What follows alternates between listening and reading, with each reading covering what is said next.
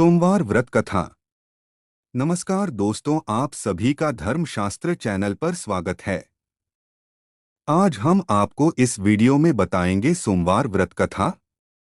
सोमवार के व्रत का पूर्ण फल पाने के लिए सोमवार व्रत कथा सुनना बेहद जरूरी माना जाता है। तो दोस्तों चलिए वीडियो प्रारंभ करते हैं। सोमवार व्रत कथा इस प्रकार है। एक समय की बात है, किसी नगर में एक साहूकार रहता था। उसके घर में धन की कोई कमी नहीं थी, लेकिन उसकी कोई संतान नहीं थी। इस कारण वह बहुत दुखी था। पुत्र प्राप्ति के लिए वह प्रत्येक सोमवार व्रत रखता था और पूरी श्रद्धा के साथ शिव मंदिर जाकर भगवान शिव और पार्वती जी की पूजा करता था। उसकी भक्ति देखकर एक दिन मां पार्वती प्रसन्न हो गईं और भगवान शिव से उस साहूकार की मनोकामना पूर्ण करने का आग्रह किया। पार्वती जी की इच्छा सुनकर भगवान शिव ने कहा कि हे पार्वती, इस संसार में हर प्राणी को उसके कर्मों का फल मिलता है और जिसके भाग्य में जो हो उसे भोगना ही पड़ता है। लेकिन पार्वती जी ने साहूकार की भक्ति का मान रखने के लिए उसकी मनोकामना पूर्ण करने की इच्छा जताई। माता पार्वती के आग्रह पर शिवजी ने साहूकार को पुत्र प्राप्ति का वरदान तो दिया, लेकिन साथ ही यह भी कहा कि उसके बालक की आयु केवल 12 वर्ष होगी। माता पार्वती और भगवान शिव की बातचीत को डोट साहूकार सुन रहा था।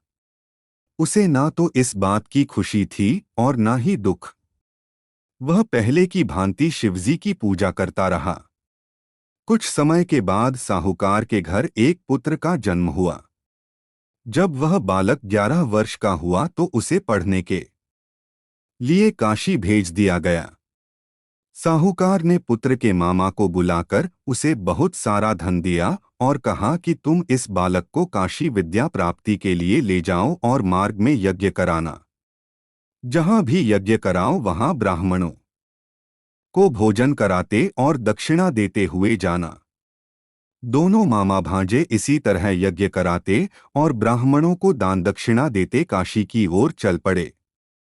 रात में एक नगर पड़ा जहां नगर के राजा की कन्या का विवाह था। लेकिन जिस राजकुमार से उसका विवाह होने वाला था वह एक आंख से काना था।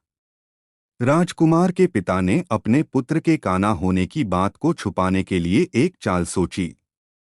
साहूकार के पुत्र को देखकर उसके मन में एक विचार आया। उसने सोचा, क्यों न इस लड़के को दूल्हा बनाकर राजकुमारी से विवाह करा दूं। विवाह के बाद इसको धन देकर विदा कर दूंगा और राजकुमारी को अपने नगर ले जाऊंगा। लड़के को दूल्हे के वस्त्र पहनाकर राजकुमारी से विवाह कर दिया गया। लेकिन साहूकार का पुत्र ईमानदार था। उसे यह बात न्यायसंगत नहीं लगी। उसने अवसर पाकर राजकुमारी की चुन्नी के पल्ले पर लिखा कि तुम्हारा विवाह तो मेरे साथ हुआ है, लेकिन जिस राजकुमार के संग तुम्हें भेजा जाएगा वह एक आंख से काना है। मैं तो काशी पढ़ने जा रहा हूं। जब राजकुमारी ने चुन्नी पर लिखी बातें पढ़ी तो उसने अपने माता पिता को यह बात बताई। राजा ने अपनी पुत्री को विदा नहीं किया, जिससे बारात वापस चली गई। दूसरी ओर साहूकार का लड़का और उसका मामा काशी पहुंचे और वहां जाकर उन्होंने यज्ञ किया। जिस दिन लड़के की आयु 12 साल की हुई उसी दिन यज्ञ रखा गया। लड़के ने अपने मामा से कहा कि मेरी तबीयत कुछ ठीक नहीं है। मामा ने कहा कि तुम अंदर जाकर सो जाओ। शिवजी के वरदानुसार कुछ ही देर में उस बालक के प्राण निकल गए। मृत भांजे को देख उसके मामा ने विलाप शुरू किया। संयोगवश उसी समय शिवजी और माता पार्वती उधर से जा रहे थे। पार्वती ने भगवान से कहा, स्वामी, मुझे इसके रोने के स्वर सहन नहीं हो रहा। आप इस व्यक्ति के कष्ट को अवश्य दूर करें।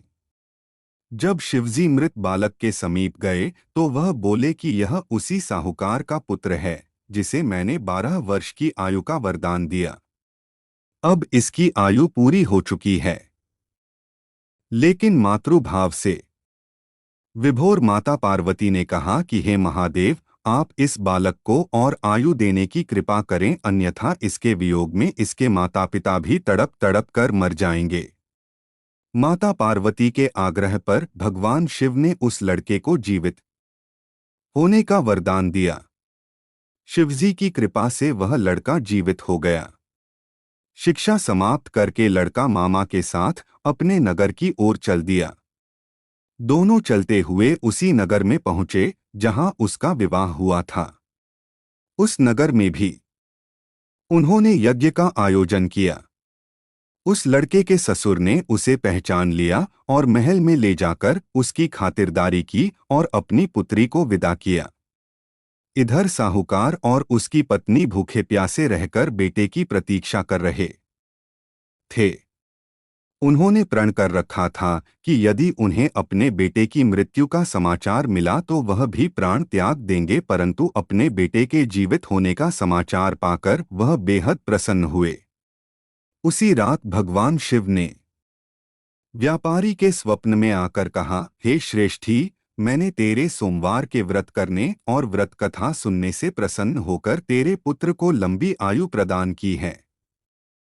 इसी प्रकार जो कोई सोमवार व्रत करता है या कथा सुनता और पढ़ता है उसके सभी दुख दूर होते हैं और समस्त मनोकामनाएं पूर्ण होती हैं।